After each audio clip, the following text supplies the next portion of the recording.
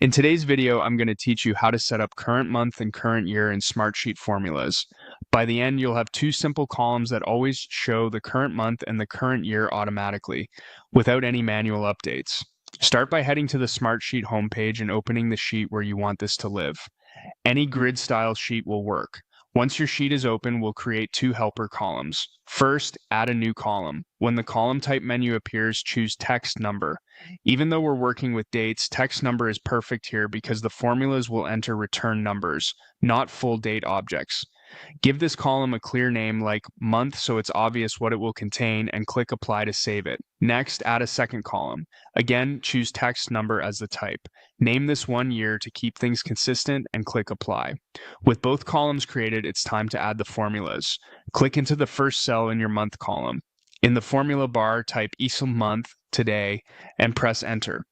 This formula does two things. Today returns today's date based on your sheet's time zone and calculation schedule, and month extracts just the month as a number from 1 to 12.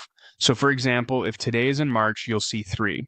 This value will update automatically as the month changes. Now move over to the first cell in your year column. Type year today and press enter. Year works the same way, but it extracts the 4-digit year from today's date.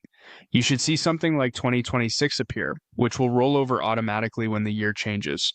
A quick note on behavior. Smartsheet's Today function refreshes on sheet open and at regular intervals, so you don't need to touch it for it to stay current. If you notice timing differences, check your sheet's time zone, and remember that updates aren't to the second. They're designed for daily accuracy. If you prefer these values on multiple rows, you can repeat the formula in additional rows or set it up as a column level formula later so every new row gets it automatically. Also, because we use text number columns, you can safely reference these month and year values in other formulas, filters, or reports without date formatting surprises. That's it. You opened your sheet, added month and year columns, and used month today and year today to keep them up to date. This small setup makes grouping, filtering, and reporting by current period fast and reliable.